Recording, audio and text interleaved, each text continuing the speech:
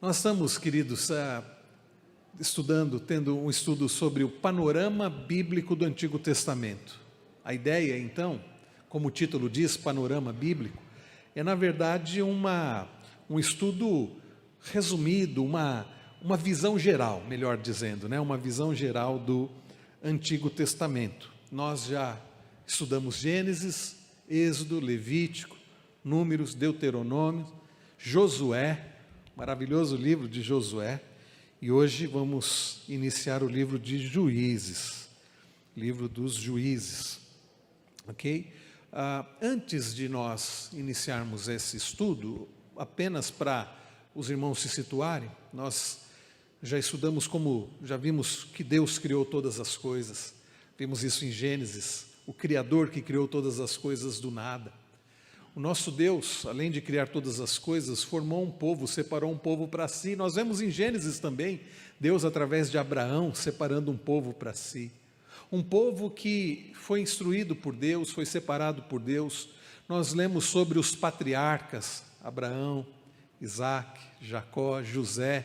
Nós vimos sobre o povo indo parar no Egito, e ficando lá por 400 anos e sendo feito escravo lá no Egito, e como Deus, através da sua poderosa mão, usando o seu instrumento Moisés, libertou o seu povo do Egito.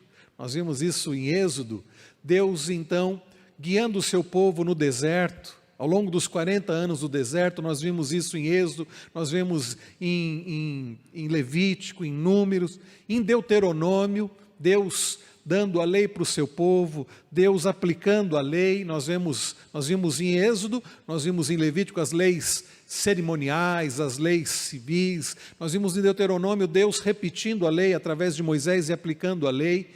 E depois nós chegamos em Josué, quando o povo entra na terra prometida. Depois dos 40 anos de peregrinação no deserto, o povo entra na terra prometida e Deus dá conquista ao povo. E Deus, através do seu poder e usando a vida de Josué, faz o povo se estabelecer na terra prometida. Mas o que acontece, queridos? O povo, então imagine, vai tendo na sua mente essa imagem, essa história, como num filme. O povo entra na terra prometida, mas a coisa não acontece de uma forma assim, que o povo passa a ter uma vida perfeita. Não é uma vida perfeita. Coisas começam a acontecer, o povo, e não é por culpa de Deus não, Deus é fiel, Deus é poderoso, mas o povo que havia aprendido, havia ouvido da lei.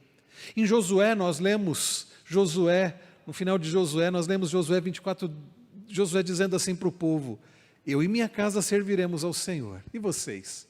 Se vocês querem servir ao Senhor, vocês precisam deixar os ídolos, vocês precisam servir somente ao Senhor. Eu e minha casa serviremos ao Senhor. Vocês lembram qual foi a resposta do povo? Lembram? Abram lá em Josué. Vejam lá no final de Josué. Abram em Josué 24.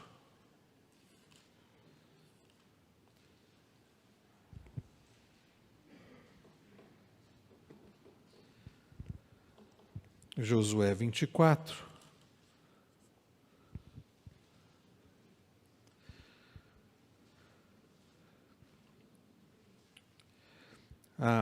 A renovação da aliança, a partir do verso 14, agora, pois, temam o Senhor e o sirvam com integridade e com fidelidade.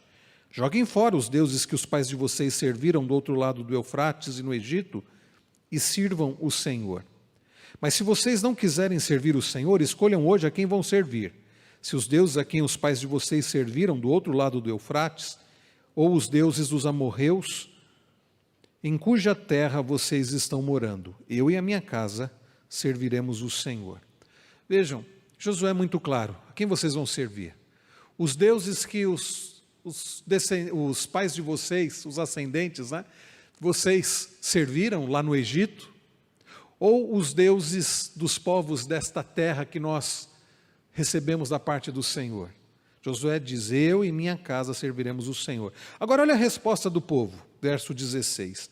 Longe de nós abandonar o Senhor para servir outros deuses, porque o Senhor é o nosso Deus.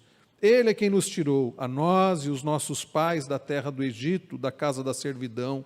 Ele é quem fez esses grandes sinais aos nossos olhos e nos guardou por todo o caminho em que andamos, entre todos os povos pelo meio dos quais passamos. O Senhor, então, veja, o povo vai dizer, não, longe de nós.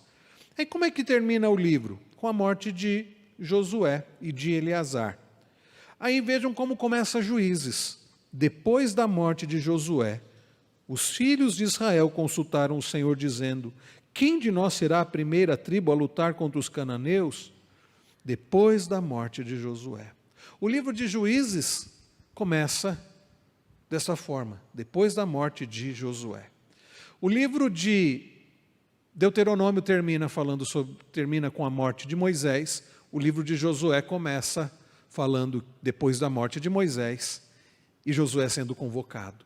O livro de Josué termina com a morte de Josué. E o livro de Juízes começa falando sobre a morte de Josué. Há uma transição. Só que vejam, queridos, diferente de Deuteronômio para Josué, Deuteronômio, Josué morreu. Aliás, Moisés morreu. E Deus usa a vida de Josué. Só que no final de Josué, nós lemos sobre a morte de Josué. E quem Deus levantou? Quem Deus levantou? Acontece, queridos, que Deus vai levantar os juízes, mas acontece que o povo que havia dito, longe de nós, nos afastarmos do Senhor, o que o povo faz após a morte de Josué? Se afasta do Senhor. O povo, após a morte de Josué, se afasta do Senhor e começa a praticar o que a Bíblia chama do pecado da idolatria. Começa a colocar o coração, a esperança, o temor em outros e não no Senhor. Então hoje nós começamos a estudar um livro que para muitos é difícil, porque tem histórias difíceis, histórias de pecado, de rebeldia, de morte, mas um livro que vai nos falar a respeito do Deus disciplinador e libertador. É palavra de Deus, faz parte do grande plano que é o plano da redenção. E nós temos muitas lições, preciosas lições para aprender nesse livro, o livro de Juízes, que fala sobre o Deus disciplinador e libertador. Qual o alvo do nosso estudo? Primeiro, identificar o ciclo recorrente no livro dos Juízes. Vocês vão perceber, se você já leu esse livro, você já percebeu isso. Se você vai ler agora, se você vai estudá-lo agora, juntamente conosco, você vai perceber esse ciclo. O povo está passando um tempo de paz. O povo se afasta do Senhor, se rebela, se desvia do Senhor. Aí o que Deus faz? Como um pai amoroso, como um pai cuidadoso, disciplina o seu povo. O povo então, ao ser disciplinado, sofre, sente um sofrimento na disciplina e faz o quê? Clama ao Senhor. E Deus ouve o clamor do seu povo. Deus restaura o seu povo. Deus dá paz ao seu povo. Aí o que acontece com o povo que está vivendo, foi disciplinado, foi restaurado pelo Senhor, está vivendo o tempo de paz? O que acontece com o povo? Como é que eles agem? Quem sabe dizer? O que o povo faz? Peca contra o Senhor, se desvia do Senhor. Deus faz o quê?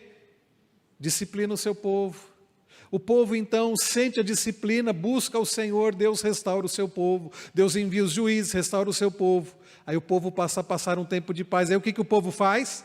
Se desvia do Senhor. Esse ciclo que acontece até hoje. E até hoje nós agimos assim.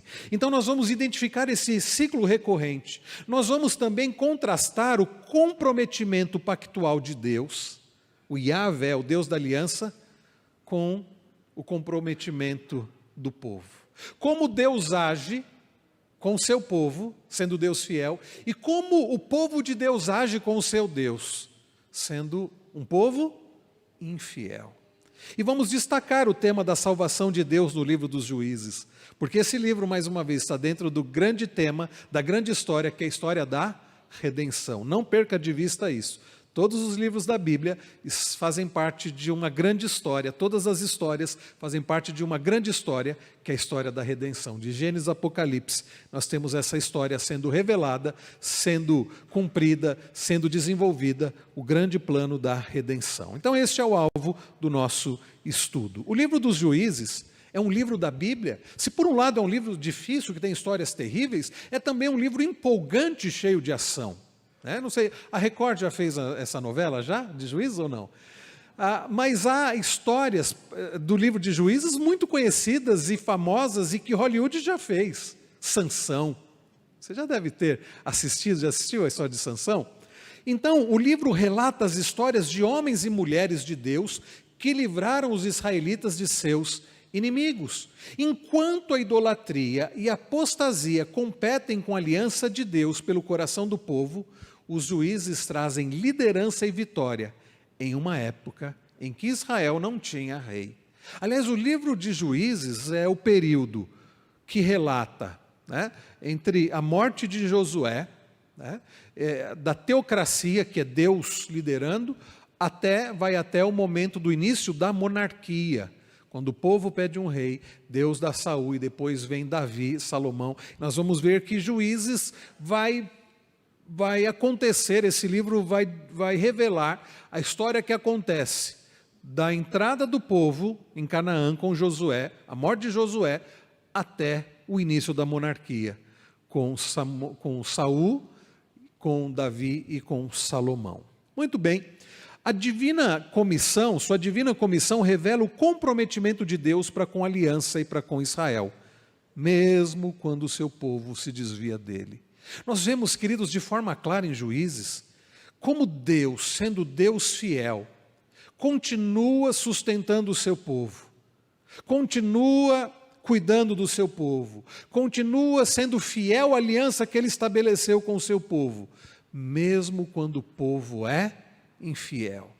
Sabe, queridos, nós por vezes agimos até com bondade para com algumas pessoas, e agimos com amor, e agimos com benevolência, aí a pessoa vai e falha conosco, por vezes somos até pacientes e perdoamos, e vamos lá e damos mais uma chance, e a pessoa vai lá e falha conosco, e nós acabamos, não quero saber mais dessa pessoa.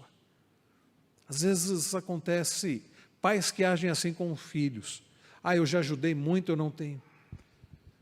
Já imaginaram se Deus fosse agir assim com o seu povo? Nós estaríamos perdidos. Mas Deus, sendo rico em misericórdia, por causa do seu amor para com o seu povo, não porque o povo merecia, Deus continua sendo fiel. E é isso que nós vemos ao longo do livro dos Juízes. Eu gosto muito de um comentário do Daniel Bloch. Daniel Bloch é um comentarista, escreveu um excelente comentário do livro de Juízes. Olha só o que ele diz. O livro dos Juízes apresenta o retrato de uma nação chamada de povo de Javé, ou de Yavé, ou de Jeová. Na nossa Bíblia a gente traduz por Senhor, né? Então é uma nação chamada de povo do Senhor, o Deus da aliança, mas aparentemente determinada a negar essa alcunha, ou até mesmo destruí-la. Olha só, um povo que é chamado povo do Senhor, determinado a negar esse nome, esse título, mais do que isso, esse relacionamento. Um povo que aparentemente estava disposto a destruir esse relacionamento. Mas o Senhor, diz o Bloch, mas o Senhor não deixará isso acontecer. Ele os escolheu para serem seus agentes de luz e vida para o mundo. Deus havia escolhido aquele povo, povo difícil, infiel, pecador, para que fosse representante visível do Deus invisível. Então, Ele os resgatou do Egito, Ele entrou em eterna aliança com eles, e Ele entregou a terra de Canaã em suas mãos como possessão eterna. Foi Deus que havia feito tudo isso. Em última análise, diz o Daniel Bloch, Deus não pode deixar esse programa abortar. A missão da graça ao mundo depende da preservação desse povo. Assim contra todas as expectativas, e certamente apesar dos desertores de Israel, a nação sobrevive aos dias terríveis dos juízes. O verdadeiro herói do livro é Deus, e somente Deus. É isso, queridos, que nós vemos nesse livro de Juízes. o Deus poderoso, forte e fiel, amoroso e misericordioso, sustentando um povo que por vezes agia com infidelidade, disciplinando um povo, restaurando o povo, amando esse povo, e depois esse povo se desviando, e Deus tratando com esse povo, Deus disciplinando esse povo, restaurando esse povo, e o povo depois voltando-se novamente contra Deus. E esta é a história do povo de Deus, e é a história do Deus da aliança, e até hoje tem sido assim.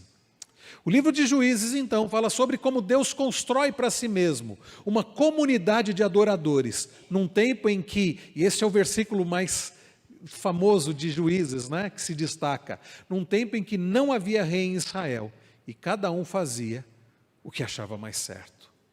Era esse tempo, um tempo em que não havia rei em Israel, e cada um fazia o que achava que era certo. Então essa acusação não se voltava às nações pagãs vizinhas, isso que é o mais sério. Não era uma acusação contra os amorreus, cananeus, jebuseus, heteus, ferezeus, era uma acusação contra o povo de Deus. Agora, nós poderíamos dizer que vivemos numa era igual hoje, em dia? Será que é tão diferente hoje? Ah, não, hoje não. Hoje o povo de Deus é um povo perfeito. É um povo que só faz o que é certo, fiel. Não, meus irmãos, pense em como o Evangelho se depara com ouvidos surdos no mundo inteiro. Gente que não quer ouvir o Evangelho. Pense em todos os líderes de igreja que caíram, sobre os quais você ouviu falar ou conheceu pessoalmente. Gente que pecou contra Deus. Quantos líderes caíram? Como, então, podemos acreditar que Deus envia seu Espírito hoje e está realizando seus propósitos por meio de nós? Pense, diz o Ian Dugd, num comentário bíblico também muito bom de Juízes, pense em seu próprio coração, o desejo, a cobiça e o orgulho que se escondem sob sua superfície, prontos para solapar seu testemunho e arruinar seu serviço a Deus. Juízes explora essa questão e mostra como um povo vão e desviado, capacitado pelo Espírito, mesmo assim consegue realizar a missão que Deus lhe dá. Então, e eu achei muito interessante a forma como Paul House coloca, lido a partir de certa perspectiva, Juízes é um livro bem direto, e é mesmo. O povo comete idolatria, sofre as consequências do seu pecado. Olha lá o ciclo. Arrepende-se e clama ao Senhor por ajuda. O que Deus faz? Envia ajuda. Recebe auxílio, então volta-se de novo para a idolatria. E nós vemos isso no capítulo 2 de forma muito clara, né? E veremos sobre esse ciclo. Olha o ciclo aí que eu comentei com os irmãos. Eu não sei se é possível, meus irmãos aí da transmissão, Gercinho, deixar essa imagem para quem está em casa, sem aparecer a minha imagem, deixar inteira, porque eu acho que é difícil aí para enxergar. Eu não sei nem se os irmãos aqui conseguem enxergar, né? Não ficou muito boa a letra. Mas está escrito assim: após um período de paz, o povo provoca a Deus. Vamos abrir em Juízes 2? Vamos ver isso de forma clara. Como isso aparece de forma clara. Juízes, capítulo 2.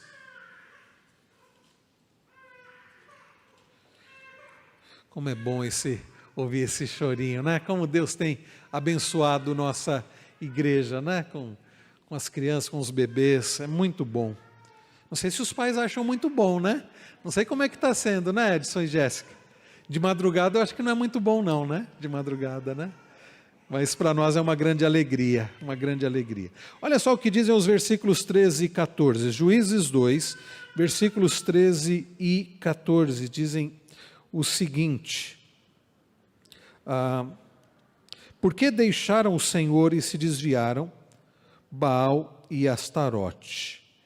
Deixa eu ver pegar um pouquinho antes, vamos ver desde o versículo 10. Toda aquela geração também morreu e foi reunida aos seus pais. E depois dela se levantou uma nova geração que não conhecia o Senhor, nem as obras que ele havia feito por Israel. Então os filhos de Israel fizeram o que era mal aos olhos do Senhor, servindo os Baalins, plural de Baal, né? Deixaram o Senhor, Deus de seus pais, que os havia tirado da terra do Egito, e seguiram outros deuses, os deuses dos povos que havia ao redor deles, e os adoraram, e provocaram o Senhor à ira, porque deixaram o Senhor e serviram Baal e Astarote. A ira do Senhor se acendeu contra eles, e ele os entregou nas mãos dos ladrões que os despojavam do que possuíam. Ele os entregou nas mãos dos seus inimigos ao redor, e não puderam mais resistir a eles. Perceberam, queridos? O povo se levantou contra o Senhor. O povo foi praticar idolatria. O que Deus fez? E vejam, não é que Deus fala assim, eu vou castigar. Eles fizeram isso, então eles precisam sofrer porque eu vou castigar. Às vezes a gente age assim com os filhos. Nós não disciplinamos, nós descontamos a nossa raiva. Deus, Ele ama o seu povo. Deus não tem prazer no sofrimento do seu povo. Por que Deus entregou o povo ali, como diz o texto, né? No versículo 14, né? Entregou nas mãos dos ladrões que os despojavam do que possuíam, Ele os entregou nas mãos dos seus inimigos ao redor. Por quê? Porque era a forma do povo ser disciplinado para que o povo pudesse cair em si. Porque veja, se Deus não amasse o seu povo, o que Deus faria? Deixaria. Eles querem viver assim? Que vivam assim. E eles morreriam longe do Senhor. Mas Deus permite o sofrimento, não para o mal do seu povo, mas para o bem. Então olha no ciclo, versículo de número 15. Por onde quer que fossem, a mão do Senhor estava contra eles para seu mal, como o Senhor lhes tinha dito e como lhes havia jurado. Estavam, olha só o que diz o texto, em grande aperto. A mão do Senhor sobre eles para o mal deles. Agora esse mal aqui, entendam, é um mal que tem um propósito abençoador. Não é um mal para destruição. É um mal no sentido de que Deus vai usar aquele sofrimento para o bem do seu povo. Como Ele vai fazer, e nós vemos ao longo de toda a história, né, do povo de Deus, Deus entregando o seu povo nas mãos de Nabucodonosor, nós lemos isso lá em Daniel 1, para que o povo fosse o quê? Disciplinado, para que o povo voltasse para Deus, né? E o povo clama a Deus por ajuda. Olha o verso de número 16. Então o Senhor suscitou juízes que os livraram das mãos dos que o atacavam e roubavam. Deus suscitou os juízes. Mas eles não obedeceram os seus juízes. Aí Deus levanta um juiz para o libertar, seguido por um período de paz. O povo clama a Deus, Deus suscita os juízes, e olha o que diz do verso 17 em diante. Mas eles não obedeceram aos seus juízes, pelo contrário, se prostituíram com outros deuses e os adoraram. Depressa se desviaram do caminho por onde andaram seus pais na obediência aos mandamentos do Senhor, e não fizeram como eles. Quando o Senhor lhes suscitava juízes, o Senhor estava com o juiz e os livrava das mãos dos seus inimigos todos os dias daquele juiz, porque o Senhor se compadecia deles ante os seus gemidos, por causa dos que os afligiam e oprimiam. Mas quando o juiz morria, eles voltavam a viver como antes e se tornavam piores do que os seus pais, seguindo outros deuses, servindo-os e adorando-os. Não abandonavam nenhuma das suas práticas, nem a sua obstinação. Olha o que diz o verso 20. Por isso a ira do Senhor se acendeu contra Israel. E aí o ciclo repetia. Deus levantava, Deus permitia o sofrimento, o povo começava a gemer, clamava ao Senhor, Deus ouvia o clamor do Senhor, Deus enviava os juízes, tratava o povo, restaurava o povo aparentemente se arrependia, voltava para os caminhos do Senhor, e aí depois o que acontecia com o povo? Se desviava novamente. Eis aí o ciclo, né? Eu acho também que os irmãos não sei se dá para ver bem, e se for possível para quem está em casa ver a tela cheia, nós temos aqui retratado qual foi o período dos juízes. Nós temos lá a final da Era do Bronze, né, a primeira e segunda Era do Bronze, a terceira Era do Bronze, a Era do Ferro.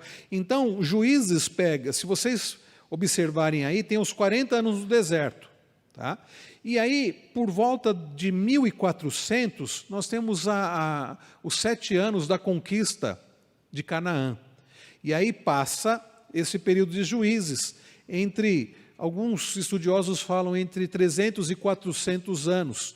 Então, em média, 400 anos do período de Juízes, que vai até ali o início da monarquia, com Saul, Davi, terminando ali em Salomão, com o início da construção do templo em 966. Então, o livro dos Juízes vai de 1400 até 1100, são 300 anos aproximadamente, tá bom, meus irmãos, que acontece aí essas histórias do livro dos Juízes.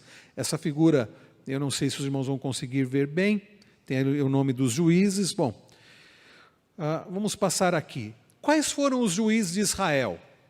Nós temos aqui nesta tabela os juízes, o nome dos juízes, de qual tribo cada um pertencia, o ano, que foi o período, que eles atuaram como juízes, o opressor e os anos de opressão. E o texto, Então, Otiniel, da tribo de Judá, Eudi, da tribo de Benjamim, Sangar, Débora, da tribo de Efraim, Gideão, de Manassés, Tolá, da tribo de Issacar, Jair, da tribo de Manassés, Jefité também, da tribo de Manassés. Aliás, Jefité, uma história muito difícil que nós encontramos no livro dos Juízes, o tolo voto de Jefité. Conhecem? Os irmãos se lembram dessa história? Nós vamos falar dela. Ibizam, da tribo de Judá, Elon, da tribo de Zebulon, Abidom, da tribo de Efraim, e Sansão, o mais conhecido, Sansão, da tribo de Dan. Então, nós temos aí os 12 juízes e as tribos. Os irmãos têm aí nessa tabela o ano, o tempo, que eles permaneceram, quem foi o opressor, o povo opressor da época de cada um deles, o tempo de opressão e o texto bíblico. Depois, irmãos, esses slides ficarão disponibilizados para vocês, tá bom? São os 12 juízes de Israel, representando as tribos de Israel. Muito bem. O autor, não sabemos bem quem escreveu o livro dos Juízes. O Talmud, a tradição rabínica, atribui a Samuel, mas não temos certeza, A data, entre 1375 a.C. a 1050 a.C., local a Palestina. O versículo-chave é o que nós já vimos, Juízes 17:6. Era a época em que não havia rei em Israel e cada um fazia o que achava que era certo. E a palavra-chave, inconstância. Muito bem, o livro de Juízes é dividido em 3 grandes partes: o começo, o corpo e a conclusão. Então nós temos aí, Juízes, os 3 primeiros capítulos, a revisão do final de Josué para contextualização dos ciclos, Josué, Caleb e os filhos de Israel, as 12 tribos. Os capítulos 4 a 16, nós temos o ministério dos juízes, e alguns chamam de ciclo D: depravação, disciplina, desespero e desafogo. Eu vou usar os 5 R's, mas um dos R's eu falo de arrependimento. O pessoal fala que está errado, o arrependimento, que é arrependimento. Daqui a pouco vocês vão ver os 5 R's junto ao arrependimento. Mas, aliás, os 4 R's, há o ciclo de 4D. Então, depravação, o povo se desvia do Senhor, pode usar a palavra desvio ao invés de depravação. Disciplina, o povo é disciplinado por Deus. Desespero, o povo clama a Deus, começa a gemer e clamar a Deus. E o desafogo, quando Deus dá para eles o desafogo, Deus os restaura. Os capítulos 4 a 16. E por final, capítulos 17 a 21, as histórias que ilustram e preparam o cenário para o aparecimento da monarquia. As histórias que ilustram e preparam para o que viria em seguida, que seria a monarquia, com Saul, Davi e Salomão sendo colocados como reis em Israel. O livro em uma sentença: o povo passa um tempo de sua história sem progresso, numa vida inconstante com Deus, mas sempre contando com a intervenção do Senhor por meio dos juízes. Então, é o povo de Deus que deveria viver de forma fiel ao Senhor, mas não vive, mas é restaurado pelo Senhor, disciplinado e restaurado pelo Senhor. Aqui uma comparação com o livro de Ruth. Há alguns comentários bíblicos até que trabalham Juízes e Ruth juntos. Então, enquanto Juízes é um gênero literário de narrativa histórica, o livro de Ruth é um conto hebraico. Enquanto Juízes, a ênfase teológica é rebeldia do povo versus fidelidade de Deus, o livro de Ruth é o plano de Deus para redimir seu povo. E o contraste, né? No livro de Juízes, Israel abandonava o Senhor em troca dos ídolos dos povos estrangeiros. E no livro de Ruth, que nós veremos, é o próximo, né? Nós veremos uma estrangeira que abandona seus ídolos em troca de sua fé no Senhor. É o contrário, né? É o contrário. Nós veremos no livro de Ruth. Muito bem, olha o destaque aqui dos 4Ds, o ciclo de 4Ds. 4 palavras iniciadas com D. A parte central, meus irmãos, do livro de Juízes é composta de ciclos, como eu já disse. Significa que a história se repete com os mesmos elementos. Então, vejam aí o primeiro ciclo, o povo pecava, desobedecendo ao Senhor. É o desvio. Alguns usam depravação, é o primeiro D. O desvio do povo, a depravação do povo. O povo pecava desobedecendo ao Senhor. Aí vem o segundo D, que é a disciplina. A correção era aplicada pelo Senhor por causa do pecado do povo. Então percebam, meus irmãos, que nem todo sofrimento, é verdade que, como nós vimos ainda em 1 Pedro, por vezes nós vamos sofrer por amor ao Senhor. Vamos sofrer, né, como provação. Vamos sofrer justamente porque amamos ao Senhor. Se Deus permitir, logo mais, à noite, no culto da noite, nós vamos olhar para Neemias 4 e vamos ver que o povo está lá trabalhando, reconstruindo o muro, reconstruindo os portões, como nós vimos domingo passado em Neemias 3.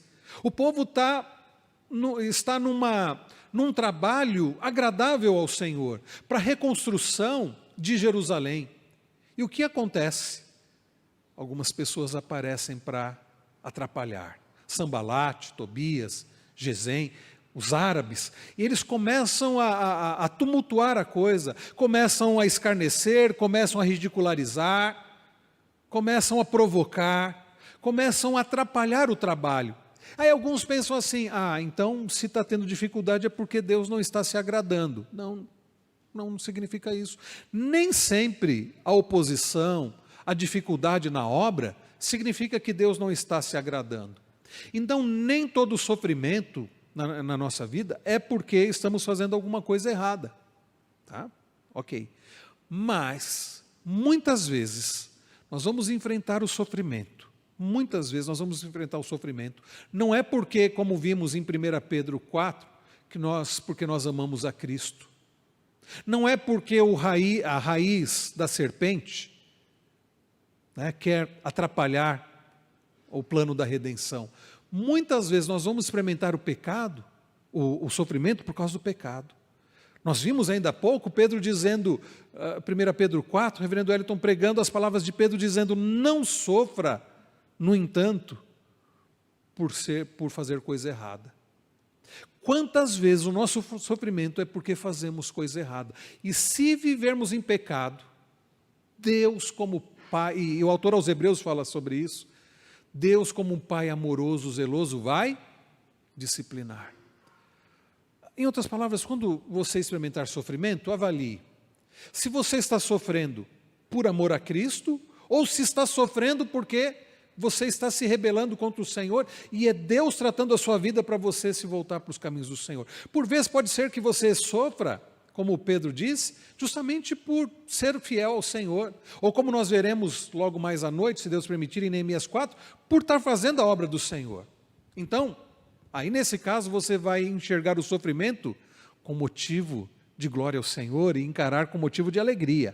Agora, se você experimentar o sofrimento porque você está longe do Senhor, porque você está colocando a sua esperança em outro que não no Senhor, porque você está fazendo coisa errada, então é um sofrimento como disciplina.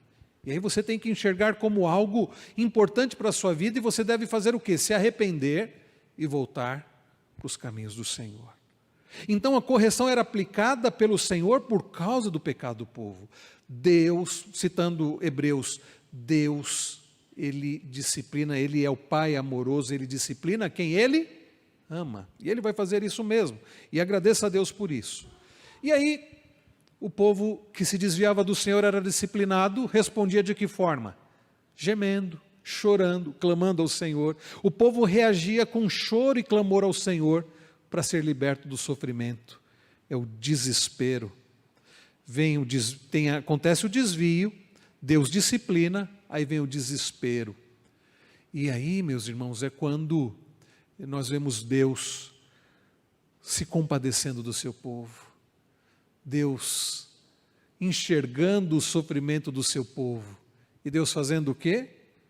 Restaurando o seu povo. Deus chamava um juiz para libertar o povo. Era quando Deus usava os juízes para a libertação do seu povo. Só que o problema é que aí começava tudo de novo, o povo se desviava. Então esse aí é o ciclo 4D, desvio, disciplina, desespero e desafogo. Queridos, vejamos que por vezes estamos ainda neste ciclo.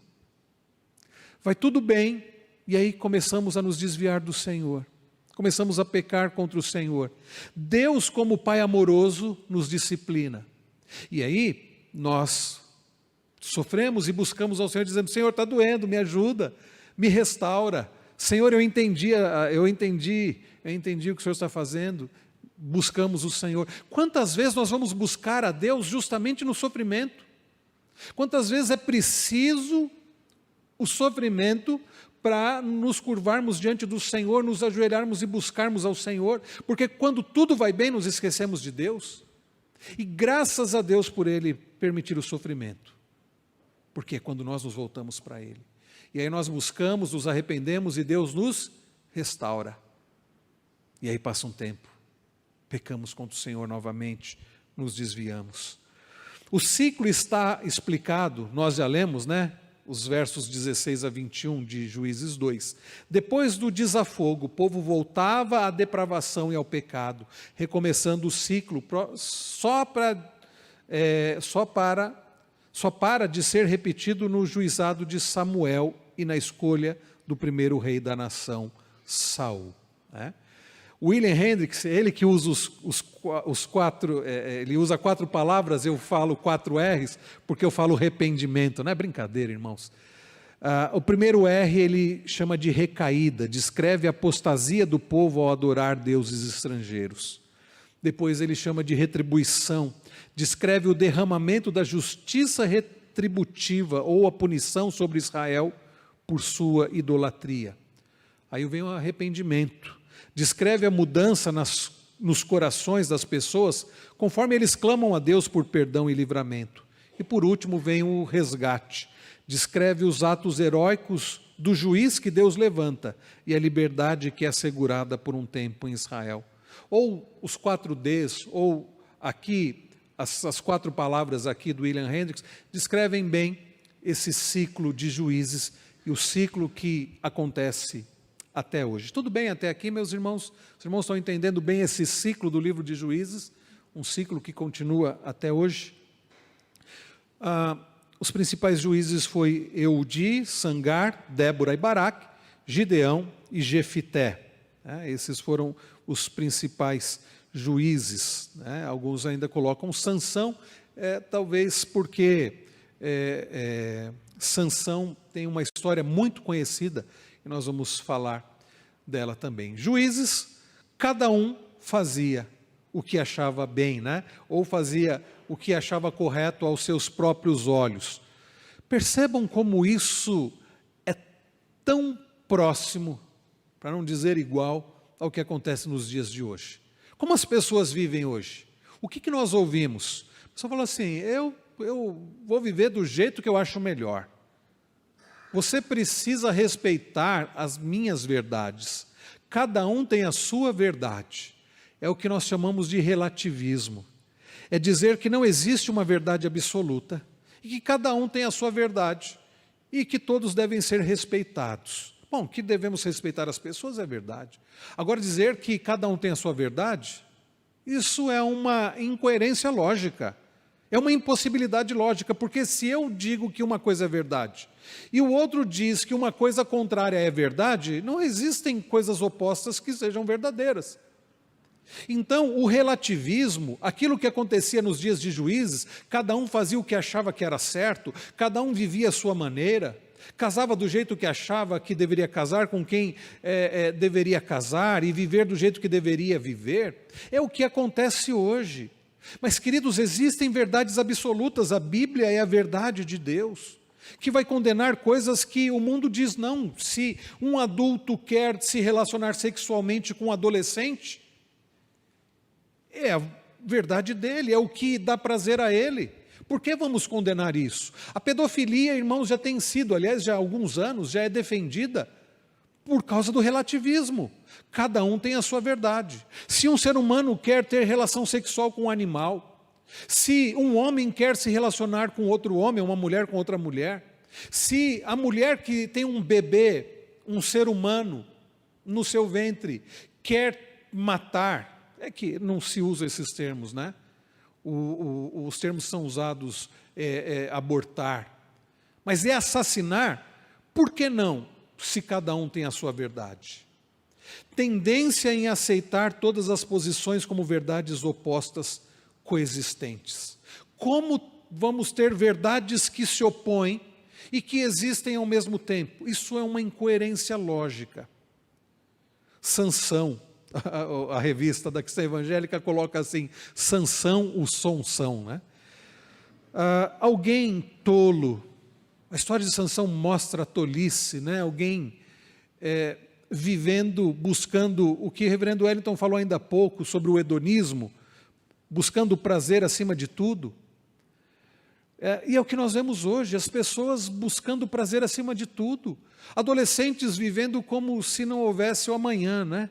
Vamos curtir o hoje, vamos beber, vamos fazer tudo, porque eles não têm esperança do amanhã. A ênfase no prazer sem se importar com a ética, assim como acontecia em Juízes, só que Sansão, Deus restaurou a vida dele no final, né? A história de Sansão me chama muito a atenção, a tolice de Sansão, as bobagens que ele faz, né? Me perdoa a expressão, as burrices. E chega no final da sua vida, humilhado ali como um escravo, tendo tido seus olhos vazados, cego, servindo de espetáculo, né? Para um povo gentil, para um povo que era contra o Senhor. Mas aí Sansão ora, pedindo a Deus que restaurasse mais uma vez as forças dele, e ele ali, no meio das colunas do templo de Dagon, Deus filisteu, Deus restaura. E ele puxa aquelas colunas, e a Bíblia diz que na sua morte Sansão matou mais inimigos em sua morte do que durante toda a sua vida. Mas muitos continuam com a insensatez, e nem ao menos no final da vida buscam ao Senhor, né? Micá e seu sacerdote, uma história que mostra o individualismo tão presente nos dias de hoje.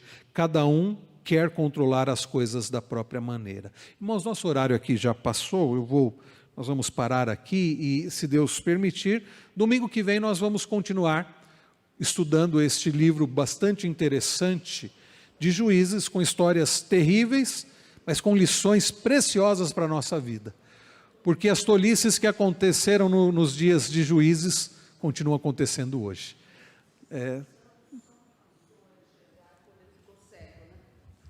É interessante isso. Mas ele só passou a enxergar a realidade quando foi cego. Ele teve a enxergar espiritualmente, né, corretamente, quando ele ficou cego, né? E quantas vezes Deus nos disciplina justamente por isso? A gente só consegue enxergar quando a gente está sofrendo, né? Sansão, quando gozava de toda aquela força, de tudo, agiu de forma tola, né? E foi preciso ser humilhado, foi preciso ficar cego para conseguir enxergar a realidade, né? E ser restaurado por Deus. E ainda Deus usar a vida dele, naquele final, Deus usar a vida dele. Será que Paulo estava se referindo a Sansão quando ele falou, na minha fraqueza Eu vejo que estou forte. Eu não sei se ele estava se referindo a Sansão, mas é uma verdade aplicada ali. Porque É uma era o verdade pecado de aplicada Sansão ali. achar que ele era super, né? Esqueceu do voto para Deus. O voto né? de... Porque sempre é interessante. Juízes é um livro maravilhoso, porque Sim. se fala assim: o povo esqueceu-se de Deus. O povo esqueceu-se de Deus. E quando a gente é legal, eu vou desafiar os irmãos a ler Juízes, porque Sim. os juízes, cada um tem uma fraqueza. Sim. Né? E quando eles agem segundo o seu eu, aí que acontece, né? E sempre é legal, eu acho maravilhoso como assim, e veio o Espírito do Senhor. Ou quando não veio o Espírito do Senhor, fala, e falou através do profeta. Eu, Sim. Senhor, digo. Então é interessante que quando o juiz está no Senhor, as coisas são feitas. Quando eles fazem por eles, aí volta a ser povo, né? E às vezes a gente pensa assim, puxa, mas Sansão, né, o voto de Nazireu e tudo mais, e nós que somos do Senhor e fazemos coisas. Então nós vamos voltar a esse maravilhoso livro, né, porque faz parte da história da redenção no domingo que vem, e vamos entrar, né, nas histórias do livro dos Juízes, mas já nesse início, fica claro esse ciclo. E olhe para a sua vida, se você tem agido como o povo nos dias dos juízes, Deus tem abençoado e você se volta contra o Senhor, e se você está sendo disciplinado, volte-se para Deus, e mais do que isso, peça forças ao Senhor. Ore como Davi: Senhor, cria em mim, ó Deus, um coração puro, para que você não se volte contra o Senhor, mas viva uma vida de fidelidade, porque ninguém quer viver sofrendo. Então vamos pedir forças ao Senhor para vivermos uma vida de fidelidade ao Deus fiel, ao Deus da aliança.